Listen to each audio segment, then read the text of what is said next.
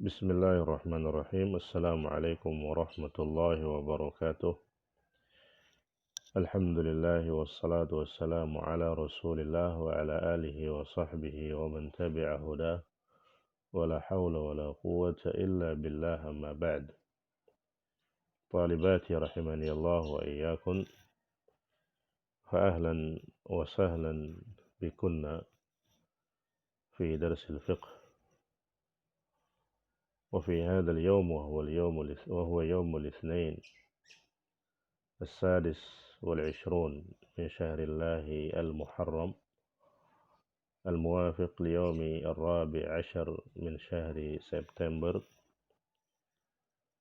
سنواصل درسنا بمشيئة الله تعالى، وقد انتهينا في لقائنا الماضي من شرح كيفية إزالة النجاسة. Pekan lalu alhamdulillah kita telah jelaskan bagaimana cara menghilangkan atau membersihkan diri dari najis yang dijelaskan oleh Syekh rahimahullahu ta'ala di poin yang ke-26 dan juga poin 31. Dua poin ini berkaitan walaupun disebutkan secara terpisah. Oleh karena itu penjelasannya kita gabung pada pekan yang lalu agar temanya tidak terpisah-pisah.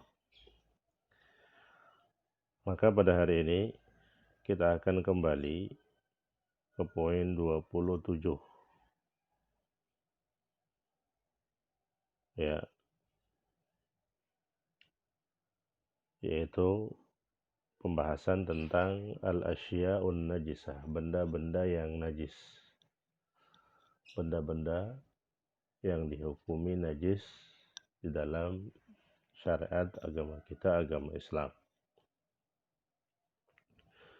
Beliau mengatakan rahimahullahu ta'ala, wal asya'un najisatu, di poin 27, wal asya'un najisatu, dan benda-benda yang najis,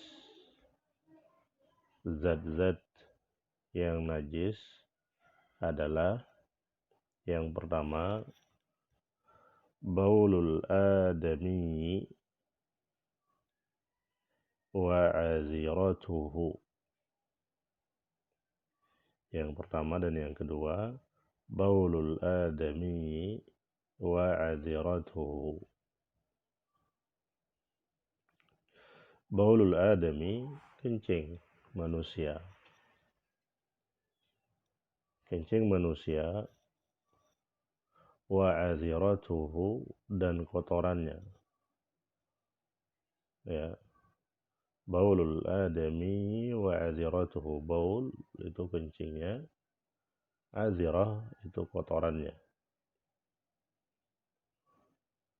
Kedua-duanya merupakan najis. Baik itu kencing dan kotoran anak kecil,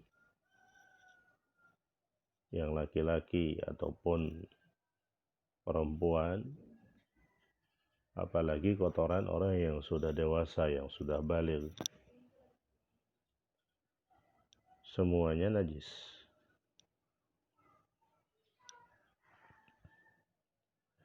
Kemudian yang ketiga, waddamu illa annahu yu'fa 'anid damil yasir. Waddamu illa annahu yu'fa 'anid damil yasir. Najis yang ketiga adalah dam, darah. Ya. Semua jenis darah itu najis, terutama darah haid dan nifas. Illa annahu yu'fa 'anid damil yasir. Hanya saja dimaafkan apabila darahnya itu sedikit. Darah hukum asalnya najis, tapi apabila jumlahnya sedikit, ya, maka darah yang sedikit itu dimaafkan. Katakanlah misalnya pakaian kita terkena dengan darah dan darahnya sedikit, satu bercak misalnya, maka darah tersebut dimaafkan dan tidak dihukumi najis. Kemudian beliau mengatakan yang berikutnya, wa mithluhu ad-damul masfuhu minal hayawanil ma'kuli. Wa mithluhu ad-damul masfuhu minal hayawani al-ma'kuli. Termasuk darah yang mengalir, al-masfuh itu yang mengalir, dari hewan yang halal dimakan dagingnya saat disembelih, ya. Termasuk darah yang mengalir dari hewan yang halal dimakan dagingnya saat disembelih. Darah yang mengalir dari hewan yang halal dimakan dagingnya saat disembelih itu najis. Dunalladzi yabqa fil lahmi wal uruqi.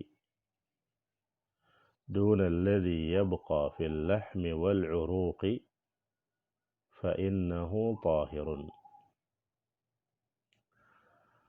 Adapun yang tersisa pada daging dan urat-uratnya,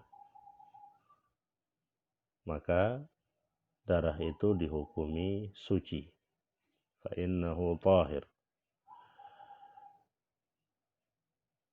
Darah yang tersisa di daging sembelihan atau di uratnya itu tidak dihukumi najis, ya. Namun dia dihukumi suci.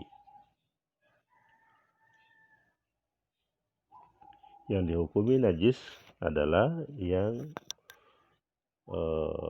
mengalir saat disembelih. Kemudian yang keempat, wa minan najasati baulu wa rawsu kulli hayawanin muharramin akluhu. Wa minan najasati baulu wa rawsu kulli hayawanin muharramin akluhu. Termasuk zat atau benda yang najis adalah kencing dan kotoran semua binatang yang haram dimakan dagingnya. Di antara benda atau zat yang najis adalah kencing serta kotoran semua binatang yang haram dimakan dagingnya. Semua binatang yang haram dimakan dagingnya, ya, seperti anjing, babi, kemudian kucing, kemudian cicak, dan binatang-binatang yang lain yang haram dimakan dagingnya, maka kotorannya itu najis. Kotorannya najis. Itu yang keempat. Kemudian yang kelima,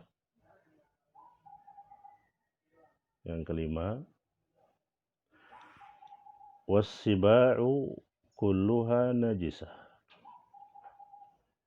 Wassiba'u kulluha najisah. Yang kelima, as-siba'. As-siba' artinya binatang buas. Ya. Kulluha najisah. Semuanya dihukumi najis.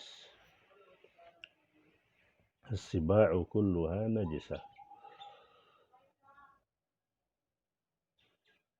Binatang buas, harimau, macan, serigala, dan binatang buas yang lainnya, semuanya najis. Walaupun memang sebagian ulama, seperti di madhab Syafi'i, menyatakan bahwasanya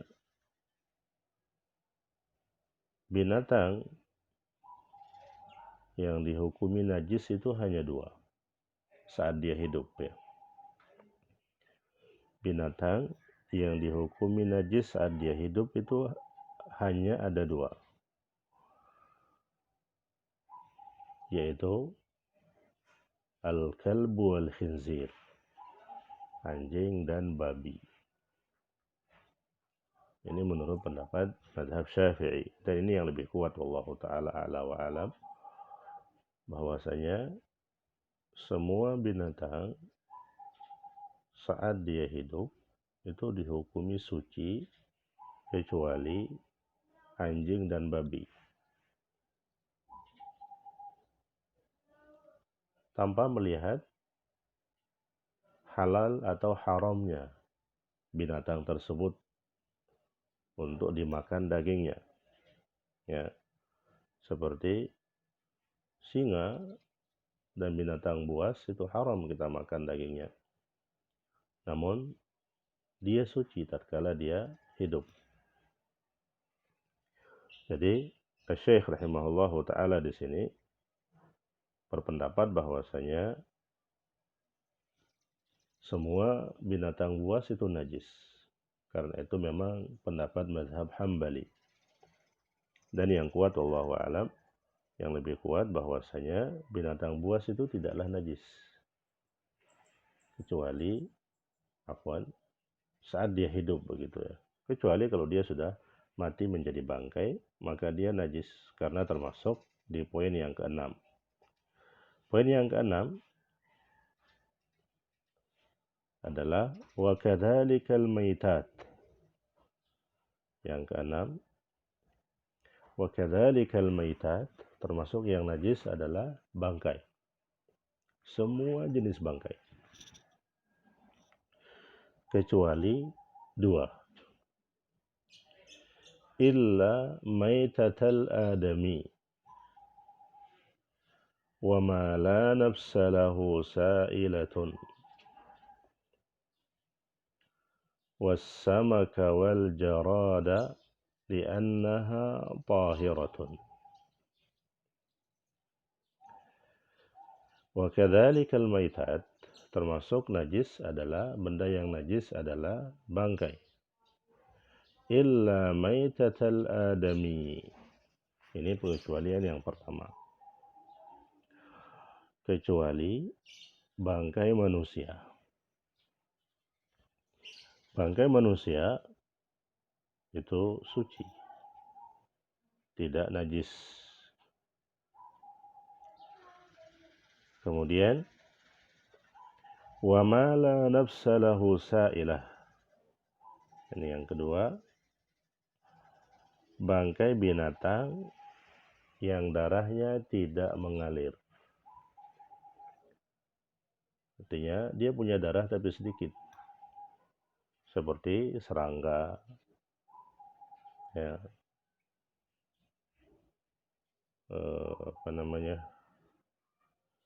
semut, kecoa, dan yang lainnya. Itu dia tidak punya darah yang mengalir, sedikit darahnya. Maka bangkainya suci. Tapi ingat, ya, itu hukumnya haram untuk dimakan. Kalau dimakan hukumnya haram. Tapi bangkainya suci. Sehingga tidak semua yang suci itu halal untuk dimakan. Begitu pula sebaliknya, tidak semua yang haram itu dihukumi najis. Ya. Tidak semua yang suci dihukumi halal. Begitu pula, tidak semua yang haram dihukumi najis. Jadi di sini dikecualikan ada 3 jenis bangkai yang dihukumi suci. Yang pertama, maitatal adami, bangkai manusia. Kemudian yang kedua, mala nafsalahu sa'ilah, binatang yang tidak mengalir darahnya. Kemudian wassamaka wal jarada. Wassamaka wal jarada, bangkai ikan dan juga belalang. Nah, khusus untuk bangkai ikan dan belalang ini, di samping dia suci, juga halal untuk dimakan. Ya, khusus untuk bangkai ikan dan belalang, di samping suci, juga halal untuk dimakan. Li'annaha tahiratun. Maka bangkai-bangkai yang dikecualikan ini hukumnya suci. Nah, kemudian di antara benda yang najis yang tidak disebutkan di sini tentu ya anjing dan juga babi seperti yang sudah kita sebutkan. Itu jelas kenajisannya. Dan nanti akan disebutkan dalil-dalil baik itu dari hadis ataupun dari Al-Qur'an tentang kenajisan benda-benda tertentu yang sudah kita sebutkan pada hari ini. Dan itu insya Allah akan kita bahas pada pekan berikutnya. Semoga bermanfaat. Apabila ada yang kurang jelas silahkan bisa ditanyakan langsung. Kita cukupkan untuk hari ini. Subhanakallahumma bihamdika asyhadu an la ilaha illa anta astaghfiruka wa atubu ilaik. Wassalamualaikum warahmatullahi wabarakatuh.